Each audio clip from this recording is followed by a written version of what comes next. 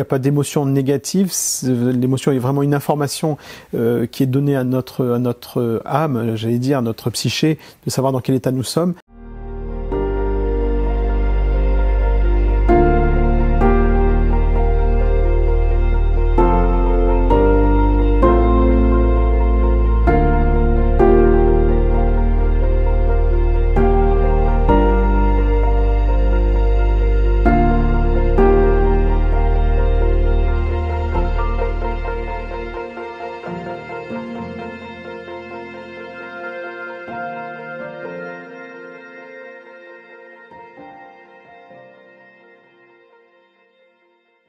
Alors la tristesse, effectivement, comme d'autres émotions, on pourrait croire que c'est encore une émotion négative, mais comme on disait, il y a pas d'émotion négative. L'émotion est vraiment une information qui est donnée à notre âme, j'allais dire, à notre psyché, de savoir dans quel état nous sommes. Et la tristesse, c'est une émotion qui nous permet de voir, de ressentir le fait qu'on a perdu quelque chose. Donc c'est vraiment l'émotion, on va dire, du deuil. Et donc c'est une émotion tout à fait importante et malgré tout belle, parce que ça permet vraiment de vivre le temps particulier du deuil, qui fait que je sais que je tenais à quelque chose, qui fait que je suis pleinement humain en fait aussi. Donc voilà, un temps vraiment à respecter. Ouais. Alors il y a une association avec les conduites addictives, donc tout ce qui est dépendance au sens large, qui est associé avec la tristesse. Et ça se comprend bien en fait dans le sens où la tristesse malgré tout peut donner une forme de souffrance. Et lorsqu'il y a une souffrance, on va chercher toujours un comportement comment dire, pour limiter cette souffrance. Et tout le monde de l'addiction, de la dépendance, en fait, est associé au fait de rechercher un plaisir. Et ce plaisir va essayer de quelque chose qui contrecarre la tristesse.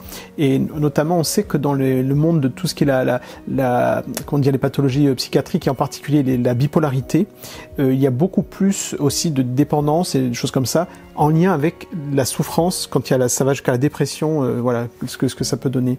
Et puis une deuxième problématique, c'est qu'une tristesse, notamment dans le deuil, lorsque je perds quelque chose, le deuil est quelque chose de normal, mais si ça va trop en profondeur, ça peut basculer jusqu'à la dépression. On parle de deuil pathologique, et donc ça aussi c'est une voie descendante en fait de la tristesse, c'est que ça peut aller jusqu'à la dépression. Donc c'est-à-dire le deuil qui n'arrive pas à se reconstruire en fait. Alors ouais, elle devient problématique justement lorsqu'elle commence à durer et à passer en profondeur, où effectivement c'est plus quelque chose, une émotion, ce n'est plus une coloration, mais ça devient un état, et on n'est pas appelé à vivre éternellement dans la tristesse, mais c'est simplement normalement un temps dédié à une situation. Lorsque cela se perdure, en fait, effectivement c'est plus une coloration, mais ça devient un état, et là c'est problématique. La souffrance vraiment s'installe. Alors je penserai au texte quand Jésus parle à ses apôtres, quand il leur dit ne soyez point troublés, croyez en Dieu, croyez en moi. Il est en train de parler à leur cœur parce que ils commencent à pressentir qu'ils vont perdre Jésus. Et il y a cette tristesse peut-être d'un abandon ou d'une détresse de voir Jésus qui va partir. Et Jésus il répond justement en disant j'entends votre peur de me perdre, mais croyez en moi parce qu'il y aura autre chose derrière. Et je trouve c'est très beau parce que là, une fois de plus, on voit que Jésus répond à cette attente de nos cœurs et à cette détresse de ce qui est de perdre. Et on n'est pas appelé à perdre les choses, mais à le retrouver plus tard. Oui.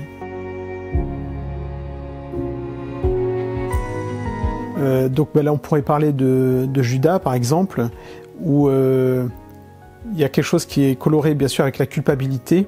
Mais je pense c'est une tristesse de lui-même. Peut-être on pourrait dire qu'est-ce qu'il a perdu à ce moment-là. Il s'est perdu lui-même. Il s'est coupé de qui il était, et là il est tombé dans quelque chose, qui pour lui était irréparable. Et cette tristesse l'a mené jusqu'à se donner la mort. Et donc voilà, là on peut voir que l'espoir d'autre chose n'a pas réussi à poindre en fait.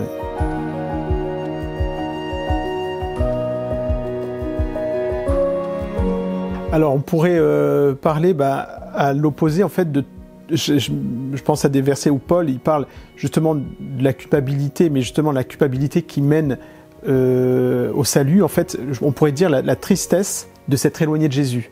Quand, je veux dire, comment dire, un des personnages bibliques va s'éloigner, comme par exemple Pierre, qui lui aussi, c'est l'autre exemple en fait, où il tombe dans un désespoir profond aussi, mais qui en même temps va l'amener à prendre conscience en réalité de qui il est, et ça va faire partie de son chemin en fait de découverte de qui il est, et en fait finalement de vraiment donner sa vie à Jésus et de lui permettre de devenir qui il est devenu au travers de Jésus-Christ, quoi.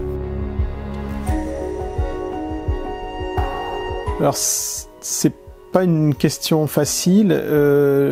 Là, j'aurais pas de technique toute faite, mais je dirais en fait, s'il y a un temps de tristesse et qu'il y a un temps de deuil, c'est de savoir en premier temps, de savoir écouter ce temps de tristesse, de savoir l'accueillir, parce que c'est comme ça qu'on sait qu'on tenait à quelqu'un ou à quelque chose, mais en même temps de savoir recolorer la situation de temps de joie. Et ces temps de joie vont aider à la résilience, à la reconstruction aussi du cœur, et qui va faire que d'autres choses vont venir combler par la suite. Il y a des situations qui sont irrémédiables, et pourtant la vie continue. Et donc de pouvoir savoir oser vivre d'autres joies tout en reconnaissant cette tristesse. Je pense que ça serait peut-être ce poids en fait qui permettrait petit à petit de remonter et de se reconstruire pour pas basculer justement vers un désespoir de vie en fait. Si on regarde le côté psychologique, un psychologue serait tout à fait à même de pouvoir accompagner ce monde-là.